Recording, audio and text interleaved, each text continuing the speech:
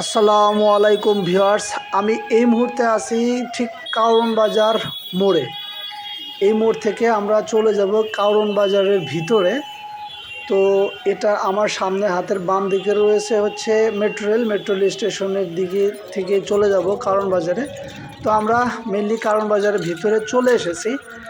তো এটি ঢাকা শহরের বলা চলে সবচেয়ে বড় পাইকারি এবং খুচরা মার্কেট বা বাজার।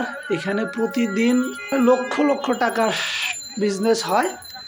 তো এটি হচ্ছে মেইনলি ঢাকা শহরের সবচেয়ে বড় সবজির বা পাইকারি বাজার বা খুচরা বিক্রির বাজার। তো ইনি হচ্ছেন এই যে ভাইরাল ওই কিরে ভাই। ইনি দেখেন এখন নীরবভাবে তরমুজ বিক্রি করছে। এই বাজারের মধ্যে ফুটপাত ধরে যে কষ্ট করে তরমুজ বিক্রি করতে হয় তার প্রমাণ কিন্তু উনি।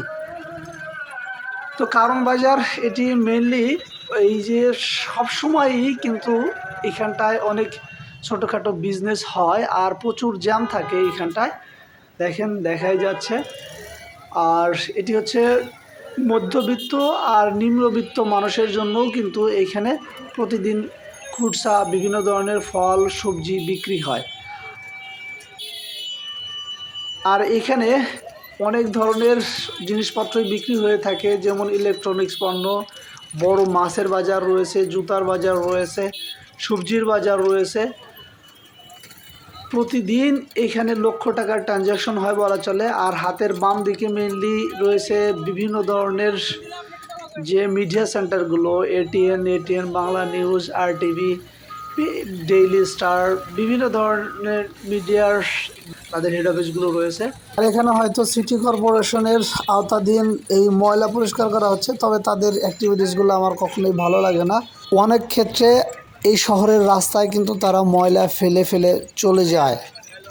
তো হাতের বাম দিকে দেখাই যাচ্ছে প্রচুর ধরনের ছোট ছোট বিজনেস নিয়ে বসেছে। মেইনলি তারা বসেছে কিছু ফুডস আইটেম বিক্রি করার জন্য। এখন যেহেতু তরমুজের সিজন, তাই কিন্তু এই দিকটায় তরমুজটাই সবচেয়ে বেশি দেখা যাচ্ছে।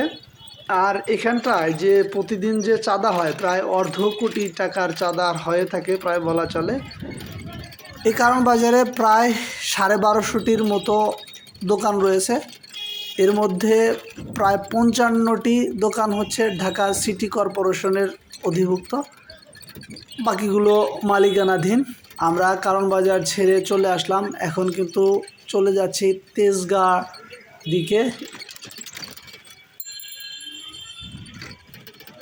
এটা হচ্ছে উপরে রয়েছে এক্সপ্রেসওয়ের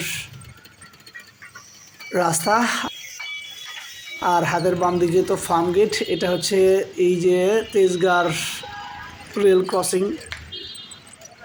এটা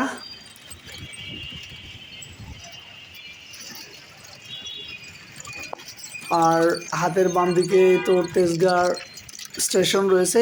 এইটাই কিন্তু অফিস টাইমে বা পিক আওয়ারে খুব জ্যাম থাকে এই রাস্তাটায়, বিশেষ করে রিক্সার যে একটা প্রচুর জ্যাম থাকে। আর যেহেতু এটা ইন্ডাস্ট্রিয়াল এরিয়া, এখানে প্রচুর কাভার ভ্যানগুলো জমানো থাকে বা মানে বন্ধ করা অবস্থায় থাকে, রাস্তার দুধারে রাস্তা ব্লক করে থাকে।